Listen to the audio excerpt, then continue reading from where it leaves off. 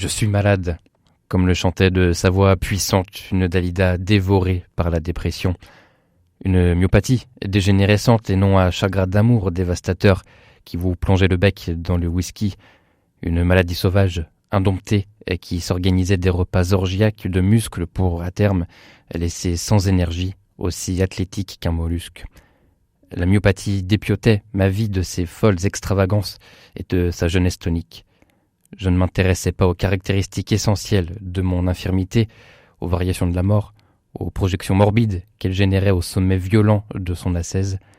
Je me contentais d'une vérité brutale. C'était la mienne, et c'était bien suffisant. Texte de Ferdinand Lénier-Colonna, lu par Benoît Porcher. Ferdinand Lénier-Colonna, bonjour. Bonjour. Marche ou rêve est le titre de votre premier roman, édité par les éditions Héloïse d'Ormesson. Vous êtes atteint de myopathie dégénérative, on a entendu le mot myopathie. Un des titres auxquels vous aviez pensé pour votre ouvrage était « L'homme qui marchait dans sa tête ». Est-ce que l'écriture vous permet justement de vous évader ? Écoutez, je pense que l'écriture est un moyen effectivement de s'évader, puisque ça ouvre un horizon, mais à la fois un horizon mental et même un horizon physique, puisque ça permet d'explorer des mondes, des thèmes, des domaines que ma situation ne permet pas. Donc oui, dans un certain sens, l'écriture permet de m'évader. Justement, vous avez parlé d'évasion physique. Le narrateur, pour faire court, essaye un protocole expérimental qui vise à soigner sa maladie. Est-ce que c'est juste un élément du scénario ? Ou pardonnez-moi la question, est-ce que c'est peut-être une part de rêve ? Ça, c'est quelque part une part de rêve, puisque dans ma vie, ça a été une opportunité qui m'a été proposée. Puis, c'est aussi devenu un élément du scénario, parce que pour ce roman qui n'est pas une autobiographie... C'est important de le rappeler. Voilà, c'est ça, parce que je m'inscris dans un récit autofictionnel. Donc en fait, c'est une narration qui s'inspire d'expériences vécues, une narration que j'alimente d'événements fictionnels pour tendre justement vers un récit le plus romanesque possible. Vous parlez justement de romanesque, vous parlez également de part de réel, d'opportunité. Vous êtes, pour rappel, docteur en littérature. Oui, c'est ça. J'ai une formation universitaire en lettres modernes, parce que j'ai une thèse également en langue et littérature française. Et vous savez, quand vous passez vos journées à étudier tous les grands textes, plus vous lisez, plus vous avez envie d'écrire, et plus vous écrivez, plus vous avez envie de lire. Donc, je me suis laissé enfermer dans un cercle vertueux de la littérature. Vous êtes donc docteur en littérature, lettres modernes, c'est ça, de l'université de Corté, en Corse ? C'est ça. Votre roman parle de la Corse. Pour ceux qui connaissent l'île de Beauté, on est vraiment, dans votre roman, je l'ai lu, on est vraiment très loin des clichés. On est dans une Corse hivernale, morne, loin des plages, du strass, des paillettes. Vous parlez de zones commerciales comme, je vous cite, des crimes contre l'urbanité. On appréciera le jeu de mots.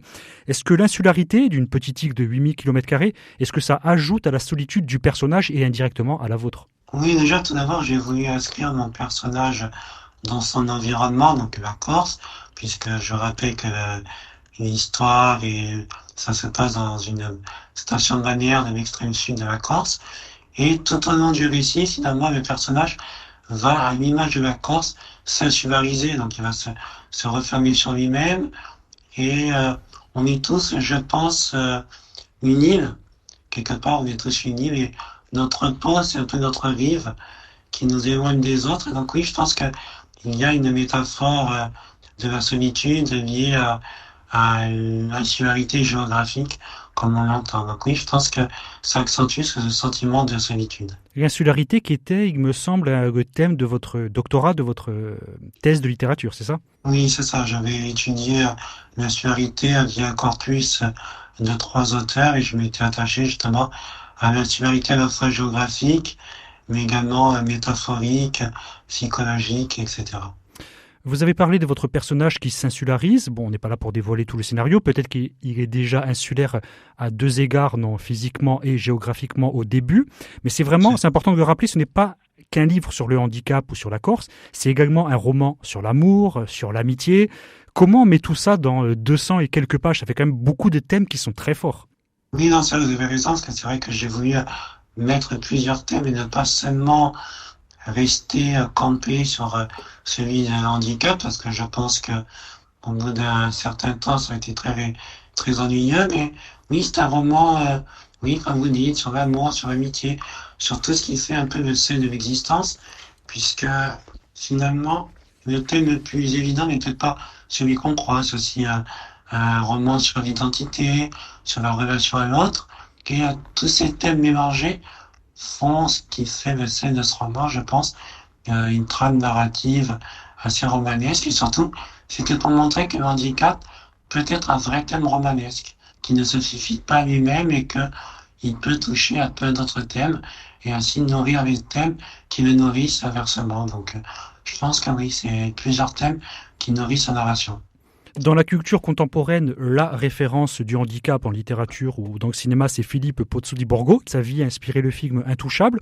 Vous dites justement que votre personnage se rend à Nice avec un ami pour essayer la première fois, en tout du moins pour qu'on lui présente ce protocole. Je vous cite encore une fois, « On s'affichait comme la version low cost d'Intouchable. Il n'était pas noir, je n'étais pas riche. » Vous savez, d'ailleurs, c'est pour ça que vous mettez dedans qu'on va peut-être vous faire un lien ou vous comparer avec l'histoire de Pozzo-di-Borgo d'Intouchable.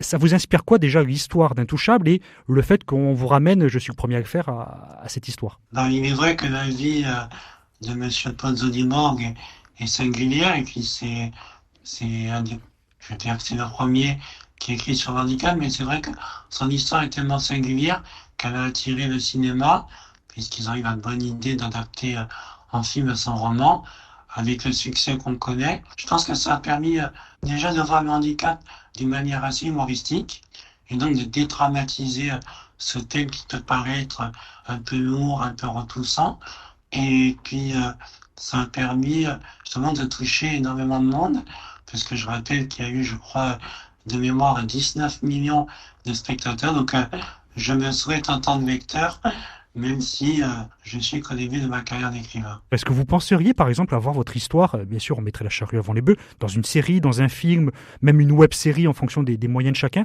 est-ce que vous pensez que ça pourrait se mettre sur grand ou sur petit écran? Ben, il est vrai que quand j'ai écrit, j'avais en tête d'écrire les scènes de manière assez cinématographique, parce que voilà, j'ai été moi-même nourri de toute cette culture cinéma, série, donc il est vrai que ça peut peut-être intéresser certaines chaînes de télévision ou de streaming ou même le cinéma d'adapter ce roman qui pourrait, pourrait bien rendre à l'écran. Parce que justement, il y a pas mal d'événements, de bouleversements. Donc oui, je pense que ça pourrait être un bel objet cinématographique. Donc cette histoire, ce personnage, ce n'est pas autobiographique, même si évidemment vous vous inspirez de votre propre vécu et surtout on va y revenir un peu plus tard de votre propre ressenti. Ce personnage, ce narrateur, il est écrit à la première personne, c'est un narrateur, donc il n'a pas de nom, un peu comme un personnage de western spaghetti. Est-ce que c'est en référence à Clint Eastwood que vous dégainez contre vraiment tout le monde? J'aimerais bien avoir le charisme de Clint Eastwood. Malheureusement, j'en suis loin, mais oui, non, ce qu'il y a, c'est que je pense que j'ai voulu un jeu universel, justement, et en ne mettant pas de nom, je pense que les gens, valides ou invalides, ont plus de facilité à s'identifier à ce personnage, parce que les états d'âme du narrateur, ses ressentis vis-à-vis de son environnement, de la société, ou de ses relations à autrui ne sont pas du seul fait de son handicap.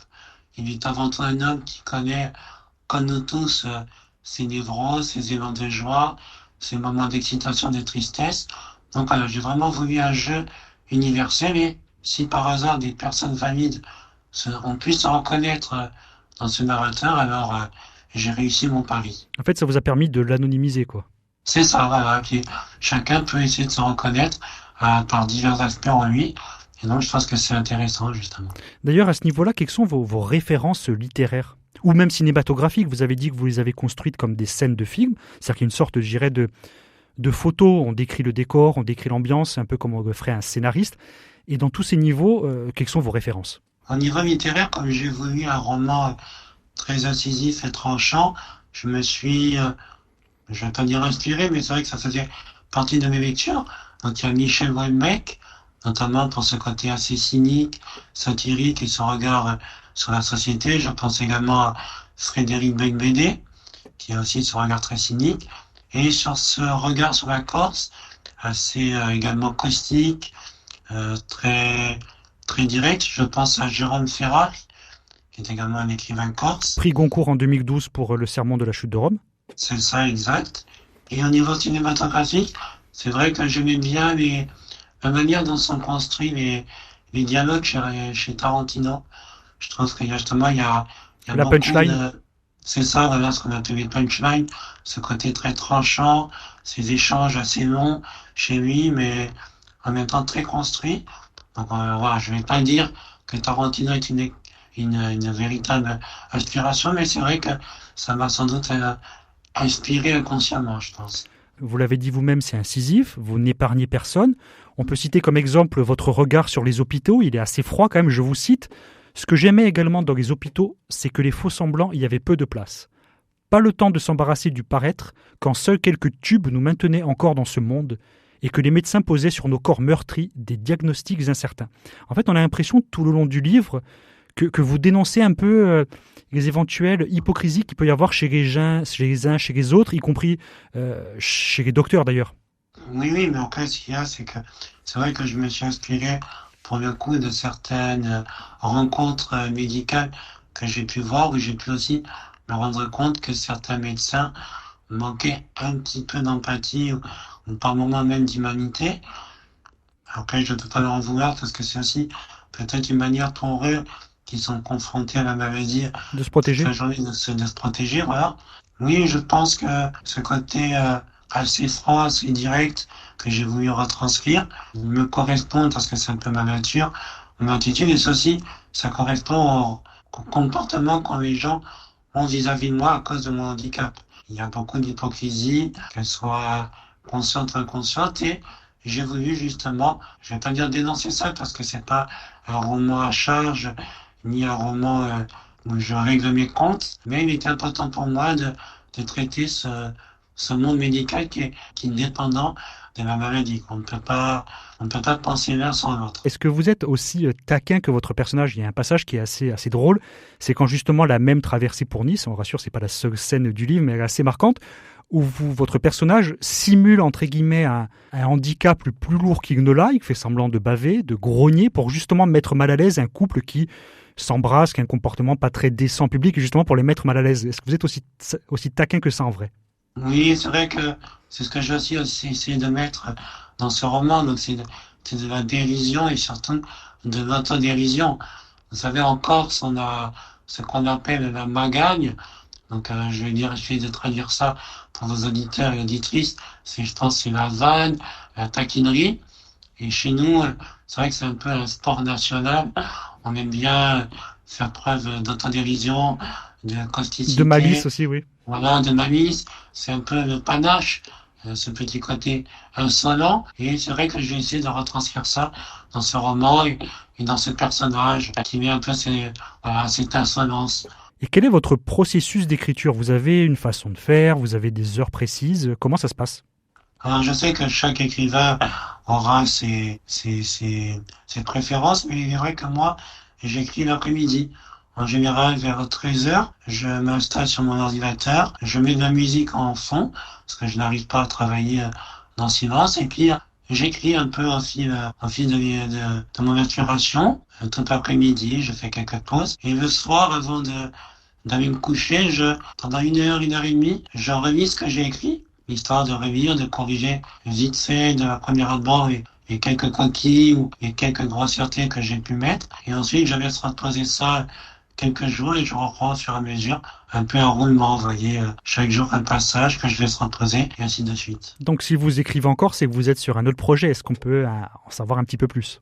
Oui, il est vrai que j'ai commencé à écrire les premières lignes d'un second roman. Là, j'ai griffonné quelques idées. Je mets en place une structure. Ça parle de quoi cette fois-ci? Toujours la Corse, toujours le handicap, ou on aborde d'autres Non, thèmes? non, ça ne sera pas le handicap. Ça sera complètement différent.